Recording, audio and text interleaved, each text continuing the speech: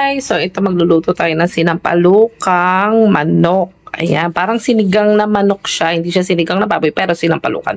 So, ang una muna natin gagawin guys, ay magpapakulo tayo ng tubig. Ang water ko ay 1 liter. Ayan, 1 liter. Meron naman measurement doon. Ayan, 1 liter water. At, ayan po, konti lang naman na sampalok. At, inano ko na po yan, nilinisan ko yan, hinugasan ko yan at ganyan. Parang biniyak-biyak ko na siya kasi para lumasa yung asin niya. So, pakukuluin lang natin to guys. Kapag malambot na yung sampalok, ay i-drain natin yan at kukunin lang natin yung katas o yung pinakasabaw niya. So, yan. Balikan natin later. Sa ngayon, ay prepare muna natin ang ating mga ingredients. Okay, ating mga recado. Kumukulo na at titignan natin kung malambot na yan kasi kailangan kumatas dyan ang asim ng sampalok. So, ayan. Ayan, masyadong maano yung usok eh. So, ayan. Ganito lang gagawin natin guys para malaman natin at kung mas kumatas siya, well, igaganyan natin yan of course. Ayan, gamitan natin ng tinidor. Malalaman naman natin kapag yan ay malambot na. So, hayaan lang muna natin pa guys na kumulo pa ng kumulo.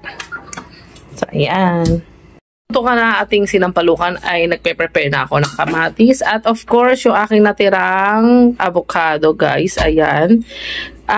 Parang pwede itong substitute sa sayote. Pero hindi, may sayote ako pero hindi mo na gagamit ang sayote. Kasi ito yung natira kong avocado. At ihahalo lang natin siya sa sinampalukan. At of course, ayan, konti lang na okra. Yan, maglalagay tayo okra, konting talong. So, ayan, prepare natin ang ating garlic, ginger, at onion.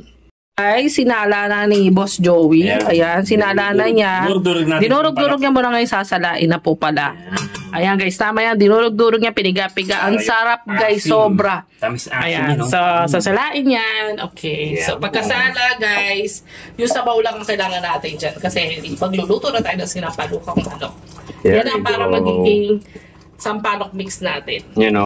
Guys, at tinanggal na ni Boss Joey ang mga tawag dito, yung mga buto-buto ng sampalok. Hiniwalay na namin guys. Ayan. At magagamit pa to guys. Pwede pa tayo magpakulo ulit. Kaya magpapaksiw tayo. Pwede pa natin gamitin to.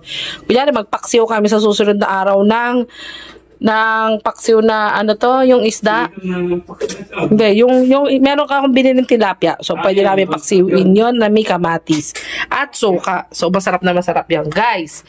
So, ayan na ngayon siya. Mami, titiplahan na natin yan, guys. Magigisa muna tayo ng ating mga basic na ingredients.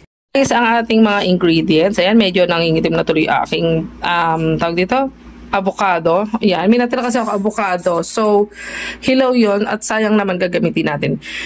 Para magiging substitute siya for sayote. So, ayan, meron na tayong garlic, onion, konting ginger lang, kamatis, of course, yung ating avocado, yung ating 3 pirasong siling haba, okra, at konting talong lang. Ayan, fresh na talong na yan.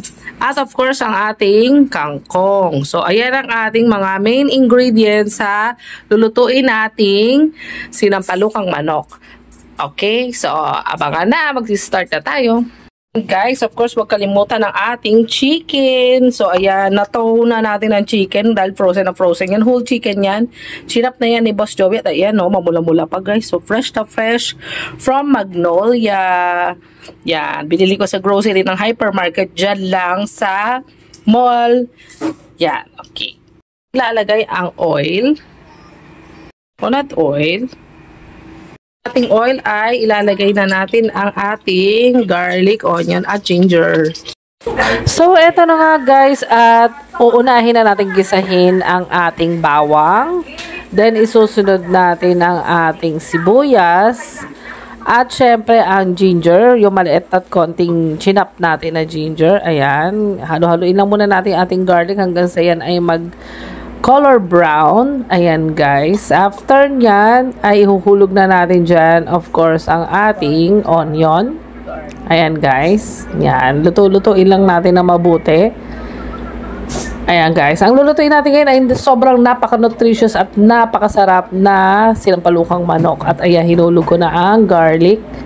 After natin yan guys ay gisa-gisahin lang natin talaga, lutuin lang naman ng tamang luto lang guys ang ating garlic at onion. Masarap talagang ginigisa yan guys kasi nailalabas na natin. Kumbaga parang pinagpapawisan, namamawis yung ating garlic, nagka-caramelize yung ating ring onion at nailalabas na natin ang kanilang mga nutrients. So, dyan pa lang guys, perfect antibiotic na yan guys para sa ating mga anak. Kaya don't forget at pakainin talaga natin. Lagi natin ilalagay sa ating mga nilulutong pagkain yan. Ayan. And then, ang ginger. Konti lang guys, ang ilalagay kong ginger kasi lalagyan pa po natin yan ng turmeric. Medyo pampakulay na kaunti dyan. Maglalagay din tayo later ng konti lang, turmeric. Konti lang. Kaya meron na tayong luyang dilaw. Ayan, ating traditional na what's it called this? Na luya. Ayan. So, after nyan, guys, parang tinola style din naman siya na sinigang. So, ito ay parang, ang sinapalukan pala ay parang sinigang / tinola. Ganyan. Kasi may ganyan talaga siya. At ito na guys, sunod na natin ang ating tomato. Yan, ating kamatis. Kasi papakulayin natin yan dyan. Yan. Okay. So, hintayin na lang natin yan ng konti. Mulo ng kaunti. Kasi para mapiga natin yung ating kamatis at kumulay siya dyan. Tapos isusunod na natin dyan guys yung manok. Yan, yung manok natin. Para lumasan. Lalagyan muna natin yan ng patis. Okay. Bakit nga ba nilalagyan ng patis? Okay. So, next ay patis. Yes. Yan. Lalagay tayo ng 2 or kahit ito na lang, isang sandok na patis. 2 tablespoon na patis or, ayan guys. Yan. Kasi, ayaw naman natin masyadong maanak. Ayun, grabe. Ang sarap dito guys. Para talagang sa tinola kasi sasarap ko sa natin mamaya dyan yung manok. Ayan, kumukulay na siya dyan. At pakita ko rin yung turmeric. Nalagyan ko para lumasa. Ayan guys, ang aking gamit, turmeric. So, kukuha lang tayo ng konti lang. Konting turmeric lang guys. Ayan, ganyan lang. Okay na yan guys. Parang seasoning lang siya doon. Okay. Hindi mo nakikita yung aking paa. Hindi.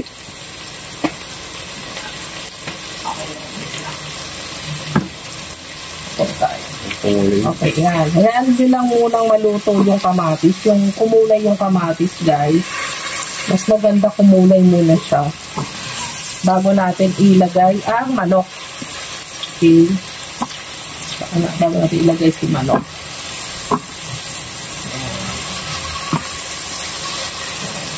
Yan. Pag medyo parang nag-ano na siya, nagtutubig-tubig na. Ayan, ganyan. Kailangan kumulay pa yung kamatis pa more. Yan. Yan. Yan. O yan. Malambot na ang kamatis, guys. Pag ganyan malambot ang kamatis, pwede na natin siyang, ayan, ipiga-pigain. Yan. Tapos, ilalagay na natin ang manok. Ayan po. Ngayon, yung sa manok natin, guys, ihulog lang natin siya isa-isa. So, ayan. Hulog lang natin siya. Huwag nyo nang ilagay lahat kasi minsan may mga naiiwan dito guys sa manok natin na mga parang residue. So, huwag natin siya isama. Para malinis. Nahugasan na. Oh, okay. Yan. So, ilagay na natin. Ayan. Yan ang manok natin. Whole chicken eh. So, hindi siya lahat leg part. Yan. So, ayan. Lagyan na natin yung chicken natin. Tulog natin siya. Actually, ngayon ako nagluto ng whole chicken. Pero usually, niluluto ko talaga, guys. Merong puro drumstick leg part. Oo, pero okay na rin yan. So, ayan. Ihulog lang natin, guys. Na medyo frozen pa siya. Magkakadikit pa sila. Yan. At ito, chicken wings. Yan. Sarap yan. Perfect yan sa mga ganyan. Sa mga sinampalukang manok, chicken wings. So, ayan. Ito, huwag na natin isasama ito, guys. Huwag na natin isasama yung tatapos. So, sangkot siya lang natin so guys. Yan. Sangkot siya nila. Hanggang sa maluto siya at maging brown. Okay? So, yun. Titimplahan na natin to guys, tapos intayin lang natin later. Pakukuluin natin konti hanggang sa magsabaw ng konti si chicken. Saka natin ilalagay ang ating pampalasa at sabaw. May sariling juice siya kasi yun. Intayin lang natin muna siyang magsabaw lang sa sarili niya. Lumabas yung mantika ng chicken guys. Okay? Yan. Yan o, ganda ng chicken. Mamula-mula pa guys. So, alisin natin ang pagiging bloody niya. Fresh na fresh from, hindi ko lang sure kung Bounty Fresh o Magnolia itong binili ko. Pero, ayan, sure ako masarap yan. Ayan.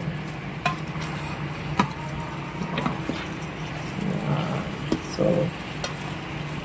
itayin lang natin muna yan guys.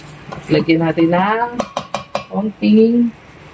Okay, ihulog na natin ang ating siling haba. Hayaan lang natin para habang nagsisimmer ang ating chicken, ayan ay, andyan na ang ating siling haba. Isasangkot siya natin siya. Ayan guys, sangkot siya lang ho natin. Ayan. Ayan. Sangkot siya lang natin guys. Ayan. So, kapag yan medyo brown-brown na, pwede na nating ihulog ang iba pa nating mga gulay. Kasabay niya, pakukuluin na natin siya. Siyempre guys, timplahan na natin ng white pepper. Yan. Tama lang. Para tama lang ang anghang. At of course, sunod nyo na rin po ang Ajinomoto. Nam nam nam. Yan. Yan. Yan. So, ito na guys. Magic sarap. Konti lang. Yan. Tapos, ang ating rosemary. Rosemary, of course, kailangan na si rosemary. Kung meron nga kayong time, mas maganda. So, ayan. Konti lang din. Yan. So, perfect na perfect yan. Kasi wala tayong dahon ng sampalok. Sampalok na, ano talaga ang ginawa natin, yung parang pinakasabaw. So, magmimisto lang parang may matitikman kayong ganyang spike which is si rosemary yun. So, yan yun guys. Perfect din. Nalagyan natin. Guys, grabe ang bango-bango at ang sarap-sarap ng amoy.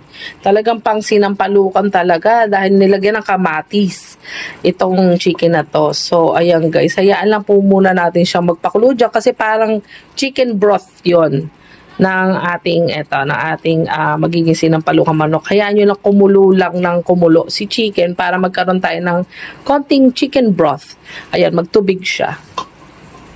Dahil ito ay sinampalukan, hindi mawawala ito. Konti lang guys ha, konti lang ilalagay nyo po. Konting-konti lang. Yan, yan. Konti lang asin ganyan lang. Okay na po yan. Ayan, yun natira natin avocado. Tapos lalagyan na natin to ng konting tubig at konting chicken broth cube. Lagyan na natin ng isang basong tubig. Ayan. At guys, sulugan nyo na rin po ng kalahati lang, hindi po isang buo, kalahati lang na chicken broth cube. And next na po natin, pagkatapos natin ilagay yung chicken broth cube, ay ang ating mga gulay. Ayan. Ayan guys ha, haluin lang natin ng konti. Nilagay na natin yung gulay kasi para pagkulo niyan, kasabay na yung gulay. Pagkakulo ng ating chicken, kasi medyo dugoon pa siya, kasabay na pong maluluto yung ating mga gulay. So, ilalagay na natin ito. Ayan, lalagay na natin guys yung kaninang ginawa ni Joby. Haluin lang muna natin. Yung katas na. Ito na yung mismo parang sinigang seasoning natin guys. Hindi na po kailangan na kahit na ano. Ito na po talaga natural sampalok po yan. Fresh. So, ilalagay na natin guys. Ayan. Wait, ayan. Okay. So, ang gagawin lang natin guys, tatakpan natin, pakukuluin lang natin hanggang sa maluto ang ating mga gulay at huli na natin pakukuluan ang ating kangkong. Okay, so ayan guys, so wow, sarap po. Diba? Hintayin lang natin kumulo yan guys. At takpan lang po muna natin for 5 minutes. Guys, intay-intayin lang natin siyang kumulo. Ayan guys. Medyo hinalo-halo ko na siya. Nagdagdag ako ng patis. Black pepper. Nagdagdag na rin tayo bukod sa white pepper. Black pepper at yung ating magic sarap at konting Ajinomoto. Ayan. So, yun, nagdagdag na rin tayo. Nasa sa inyo po kung ano po ang palasa nyo. Tikman-tikman nyo na lang din po yung sabaw. Kung gusto nyo ng mas maasim, nasa sa inyo po yun. Kung gusto nyo ng mas medyo may alat, nasa sa inyo po yan. Dagdagan nyo na lang po siya ng fish sauce or patis. Guys, dahil wala akong pechay, ay mustasa po ang aking napagkatuwang ilagay. Isang tangkay lang naman po ito ng mustasa dahil meron po ako nabili na mustasa at i-chop lang po natin siya ng maliliit lang. Yan na guys, ay pwede natin ihulog ang ating mustasa at ang ating kangkong. Sama na po natin siya dito guys. Para isang hulugan na lang po tayo ang ating mustasa at kangkong. Dahil pagkakulo pong ihuhulog na po natin ang ating mga gulay. Dahil luto na ang ating at ayan, mausok pa. Ayan, nakikita nyo. Ayan, wala kasi tayong So, malapit na rin maluto ang ating mga gulay. Pwede na nating lagyan din to ng mustasa. Okay? Ibis na pechay, mustasa po ang in-alternate ko. At ayan, kasama na rin po dito ang kangkong. Yeah. So, ayan. Huwag natin sama yung sabaw. Ito lang. Yung nakakangkong. Ayan. Okay na po yan. Ayan. At, hayaan lang muna natin siyang kumulo pa. Hanggang sa maluto ang lahat ng ating mga gulay. Ayan. Ayan guys. So, luto na ang ating chicken. At wala na rin bloody. Ayan. Ayan, sa nakikita nyo naman, talagang napakulo natin ang ating chicken at lalasa talaga ang chicken na broth dyan. At ayan, sinampalukan. So, kain na tayo guys. Ayan, luto na lahat. Pati ang ating mga gulay. Ayan, may ang ating okra. Ayan, ang ating okra, ang ating eggplant, yung ating talong. Yan, luto na rin po ang ating okra. So, ayan, kakain na po tayo, guys. Sarap niya. Nam, nam, nam. Guys, ang finished product natin. Ayan. So, nakikita niyo naman, guys. Ang sarap po. Merong, yung substitute natin sa sayote ay ang ating avocado. Ayan, meron na rin tayo. Lutong-luto ng ating okra. Ayan, meron na rin yung, kangkong at ayan meron din konting mustasa ayan kaysa pechay ayan so nilagyan ko talaga ng mga gulay-gulay guys at meron na rin tayong talong ayan at ayan ang ating manok guys at ayan meron tayong siling haba ang sarap so ayan guys thank you for watching don't forget to like, follow at pa-subscribe na rin okay at pa-share na rin na ating mga video Madam Ja thank you for watching bye bye